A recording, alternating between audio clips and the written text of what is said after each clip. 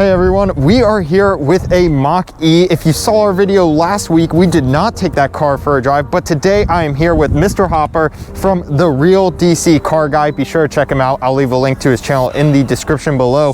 What were your thoughts on this car? We're gonna get to show you guys a drive today. You heard my thoughts in last week's video. I'd like to hear your general thoughts before we go off. So I have been talking to the folks from Ford about this for about a year now, and I've got to say that this car lives up to everything that they had said. And that's something that when you're talking about marketing people, they have a whole line of things, but this car has got a lot of stuff in here. This vehicle is going to be just like the Model T. It is going to make Americans, or people in general, want to drive electric the way the Model T got people to drive cars in the first place. So I'm pretty impressed with this car. I absolutely will. And you know what? You mentioned the marketing. I'm going to say it. I made fun of Ford for having that unbridled mode in our video. I'm going to take it back. I want to apologize to Ford. You know, I think this is a really great car. The modes do, we'll see, change the driving dynamics a bit. And I think this really is a great car. I'm really excited to take it out. I think let's get into it. Right. And one of the things that we talked about with the unbridled mode is, of course, it's going to be unbridled because it's a Mustang. You know, what else could you say?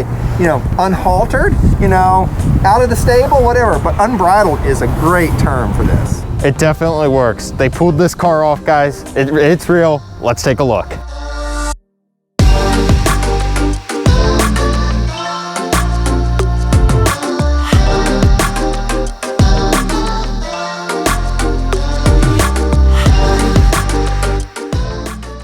We are now riding in the Mach-E, and we're gonna take it for a little drive. So I have to say the first thing that hit me probably about this was the, you know, it's really nice that you can see you have the one pedal driving indicator over there. You want to talk about the one pedal driving, what you think about it? So one pedal driving for electric vehicles, it's sort of like the electric racers. You know, that's how they operate. They don't use your brake pedal as much. So when you take your foot off the accelerator pedal, the regeneration comes in and you can really feel it. So now we're coming up to a stop and I'm pulling my foot off the off the accelerator pedal, and it's regeneration, and it's coming to a stop. And it's you know, the way this one's set up right now, it's at a stop. So it's very, very responsive on that. So I like that. So that full stop was? No, I did not hit a brake pedal. Now, the bad side about that is there's no brake light going on in the back. Okay. So if somebody was flying up there and they didn't see a brake light, you know, what that, you know, so there is good and bad to that. Let's go to unbridled here, because this is, and I don't know whether there's a different noise. I do feel that the car changes a little bit. The steering changes a little bit.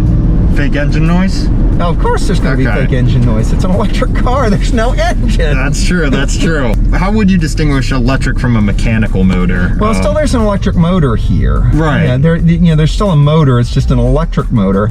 You know, whereas a gasoline engine, you know, goes around and around and around, and then the gears, you know, change that speed, you know, connected to the, you know, the fact that the RPMs. But with the electric, you know, it's just, you know, it's like turning your fan on. Do you turn it on low, high, or super high? We are in unbridled, so it's a little bit, I think the response time is a lot quicker. I should mention, you know, we were driving around in Whisper earlier, and I wasn't sure if there was a whole lot of difference there, but unbridled does seem to make. Let's go see. Let's take on the Subaru. Yeah, it pulls. How's it back there, Colin? It's nice back here. Rides really smooth. Now, do you hear anything more with the unbridled? I felt like I heard actual fake mechanical engine noise, like gasoline engine noise, a bit more. In that first acceleration run we did. That's what caught me. You know, I was expecting them to pump in maybe some science, some like high-tech noises, some high-pitched rings and zooms, but I wasn't quite expecting actual engine noise. I thought that maybe they try to get away from that a bit more. And you're a Mustang guy, so you know what it is that a Mustang that just sends every Mustang lover's heart all aflutter. It's that gurgle, that beefy noise, that beefy exhaust noise that a Mustang makes, and especially the V8 Mustangs make. Wouldn't that be cool to hear that? But then again, it's fake. Right. So, it's fake, but they did a good job with it. Yeah. I want to say people might beat us up for that in the comments, but I'll say, it sounds much more realistic than I was expecting it. All right, so let's go to engage. And just driving it, it just seems like it just relaxes a little bit. Just lays out a little bit, and just and the steering, and just so you know, the steering changes a little bit too. You get the a little bit more dynamic steering when it's in Unbridled. It's a little tighter and ready to go, and then the engage seems to be a little less, and then of course whisper is even a little less, which I think is interesting that whisper's in the center, and it seems to be the most laid back of all them. I was gonna say that, yeah. There's no real linear order to it, is there? Well, I'm sure that the software folks, you could probably, if you got somebody in here who could program it, they could move that. Oh yeah. Now, when you're driving, how do you feel about reaching for the screen if you had to adjust the AC or something like that? All right, good question, and you and I have not talked about this, but I do find myself being more distracted by this big screen when I had to go down, and go and hit, the temperature line and all that type of stuff. And and then do I do auto, and then I do fan and all that stuff. So my eyes are off the road, and there is no heads-up display in this car. I don't know that there may be a heads-up display option that's available. I haven't looked into that, but that's part of the thing that's kind of interesting to. Yes, it does take you away from your eyes off the road, and that's not a good thing. And that's what I don't like about screens, is the whole thing you were talking about, your dad not being a big screen fan, and that's, I'm not a screen fan. I do love this dash display, this driver's gauge display. And it's not, there's nothing analog in there at all. It's clean, it's easy to read, it's easy on the eyes, it's all digital. So yeah, they nailed that screen right there. And the size is right too. Yeah, it looks great. I would like it maybe if they did a curved screen like Cadillac's doing, maybe try to integrate a little more than just the square right there. But overall, that's a really minor complaint. I think they now you would think with the Mustang, and Colin, you may want to jump in on this one, is that why are there not those round? Why aren't there 2 or 3 round gauge things in there? If they wanted to be real classic Mustang. But I think that they wanted to be contemporary Mustang, is my thoughts. What are your thoughts, Colin? Yeah, I think they're really just trying to move this in almost a more modern direction, because they gave it the Mustang name, but as you said earlier, they really pushed this as the Mach-E.